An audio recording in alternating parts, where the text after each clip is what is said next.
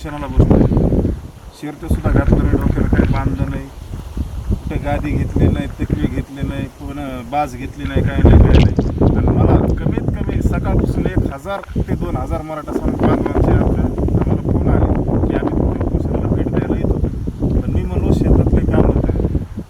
आपला आज मराठा हा वर्ग शेतकरी वर्ग जास्त, त्याच्यामुळं जे शेतातले कामं दागुटीचा टाईम आहे, मी त्यांना सरळ सांगितलं तुम्ही येऊ नका, काय नका, मी उपोषणाला बसणार आहे. मला जे काय बघायचं तुम्हाला तुम्ही मोबाईलमध्ये बघता ना, मी तुम्हाला इथं आणून माझं वर्चस्व दाखवून मला काय भेटणार आहे. त्याच्यामुळं मी काय म्हणतोय, आता हे जे मनोज जरांगे बसलेत उपोषणाला, डोक्याला गमजा बांधलाय, तकवे घेतलेत, बाजीवर बसलेत, समाज साईटनी सारा, आणि ते बिचारे हे त्यांच्या डोक्याला कुठं बांधलेलं नाही, काय नाही. आणि हे बांधून पिंधून बसले तर विखे पाटलांनी ती टोपी घातली. समाजाला ऊन नाही का लागत?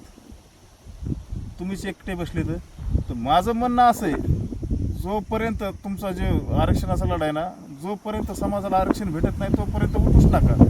आणि जो आता सगळे सोयरे शब्द काय निघत नाही, सगळे सोयरे ह्यो कितीत विकला हे शब्द. मराठा कुणबी एक आहे, हा जिहार ह्यो तुम्ही का बोलत नाहीत आज? ह्याची किती सेटलमेंट झाली? सरसकट आरक्षण हा मुद्दा कुठे गेला आता? हे मुद्दे सर विसरून गेले ना. ज्या आरक्षणाचा समाजाला फायदा होता,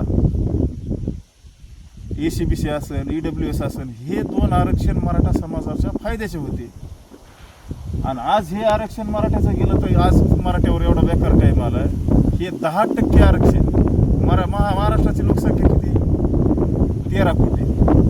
13 कोटीतून 8% मुस्लिम समाज धरा, 8% मुस्लिम समाज धरा, 80 ते 90 लाख मुस्लिम समाज असेल. तर त्याच्यातून बी काहीतरी 35 जाती मुसलमानातल्या OBC मध्ये तर समाज राहिला किती त्याच्यातला? 4% ना, 3-4% समाज राहिला.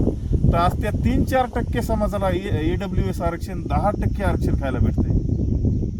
आणि आपले लोक काय म्हणतात, कुणबी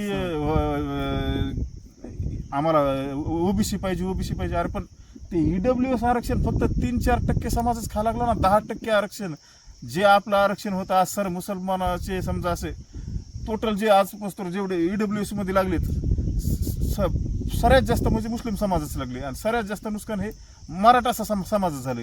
हे मराठा समाजाच्या लक्षात येणार नाही. आणि एक दिवस येईल, पण त्यावेळेस वेळ निघून गेलेली असेल. ते सारखंच समाजाला सांगतात की मी आता यावेळेस खरंच कुंकू पुसून आलोय. खरंच ते कुंकू पुसून आले असतील का? ते नाही, आता कुकू तर लय वेळेस पुसलंय ना. आता मुंबईला जाताना मी म्हणले आलो तर तुझा आणि गेलो तर समाजाचा कुकू पुसून तयार राह. अरे कुकू कवरक पुसतात, त्या बी आमच्या बहिणीचाच माता मावली. पण असं माऊलीचा कुकाचा अपमान करू नका. आणि हे तुम्हाला डायलॉग आता सोबत नाही, हे पांचट झालाय. मी तरी आता हे उन्हात बसलो, रक्त शर्ट नाही, काय नाही, इथून उठणार नाही जोपर्यंत EWS आरक्षण, EWS आणि ACBC हे 20% आरक्षण मराठा समाजाला भेटत नाही तोपर्यंत मी या उन्हातच असंच बसणार. पाणी पिणार नाही, अन्न नाही, काय नाही, बाई असंच बसणार मी. ते काल तुम्हाला असं म्हणाले की आता अमोल हा कुठंही काही बरळायला लागलाय. कोण बराळतंय? तेच बराळतेत ना. कुठं त्या अजय महाराज बारसकळला काय म्हणले, कोणचा तरी शब्द मारला मीडियाने. त्यांना विचारलं अजय महाराज तुम्हाला महाराज असं बोलले. त्याला मामा तुला काय उपटायची तू उपटू आमची? अरे काय भाषा आहे ही? महाराष्ट्रातले 13 कोटी समाज तुमचं माता मावल्या त्या बैठ बघतात ना मोबाईलवर, TV वर. तुमच्या तोंडातून जर असे शब्द निघले तर येणाऱ्या तरुण पिढीला ह्याचं मार्गदर्शन काय भेटेल? समाज कोणत्या नजरेने म्हणजे तुमचं हे करेल? तुमच्या घातापाताचं कुठं आलाय तपास? ते स्वतः पुन्हा म्हणले तर डबल चौकशी लावा. काही लावली शासनाने या संदर्भात चौकशी? माझी बी मागणी ना, ह्या उपोषणात माझी मागणी स्वट्टी टीम मनोज जरांगे आणि अमोल खुनीची नार्को टेस्ट आणि SIT चौकशी होण्यात यावी.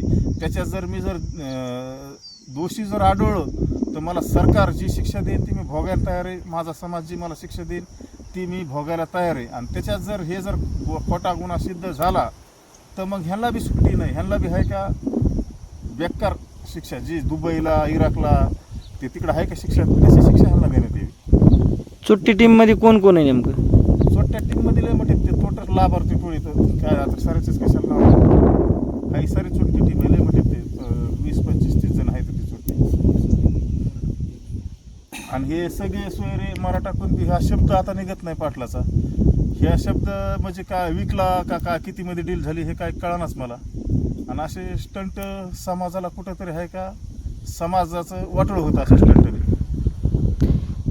ते तुमच्या कुठल्याच प्रश्नावर उत्तर देत नाहीत, हा समाजात सुद्धा संभ्रम आहे. नेमकं ह्यावर तुमचं मत काय? त्यांच्याकडं माझ्या एका बी प्रश्नाचं उत्तर नाही. कारण ते जर खरे 96 कोळी मराठा असतील तर माझ्या प्रश्नाचं उत्तर देतील. मी तरी 96 कोळी मराठा आहे. मी जे त्यांच्यावर आरोप केलेत ते सिद्ध त्याच्यामुळे आहे का त्यांच्यात ती धमक नाही माझ्या प्रश्नाचे उत्तर द्यायची. तुमच्याकडे जे रेकॉर्डिंग काही आलेले दादा गुरुडच्या आणि अन्य ह्या कधी तुम्ही व्हायरल करणार आहात? योग्य वेळेला मी व्हायरल करणार आहे. कारण एका बीडच्या नेत्याला कसं ह्यांना टार्गेट करून कसं संपवायचं होतं आणि बीड जिल्ह्यामध्ये स्वतःचं वर्चस्व कसं गाजायचं होतं. बीड जिल्ह्याच्या जनतेला एक दिवस ते 100% कळून ती वेळ जवळच आलेली. त्या टायमाला त्या रेकॉर्डिंग व्हायरल होते. आणि आता ते कवर कुपोषणाला बसणार ते बी बघूत आपण. ते ज्या टायमाला उठते त्या टायमाला मी उठणार. मी बी असंच बसणार उन्हातच. तुमचं काय म्हणणं आहे? कधीपर्यंत उठतील ते? तुमचा माझा एक अंदाज? अंदाज उद्या उठतील बघा. उद्या दुपारपर्यंत उठतील ते. कारण मी लय दिवसापासून त्या माणसाला ओळखतो. त्या माणसाचं काय नाही. आता आज संध्याकाळीच विचार चालू उठायचा. पण आता बघूत आता कवर उठतील तर. पण आज संध्याकाळी किंवा उद्या 9-10 वाजेपर्यंत उठतील.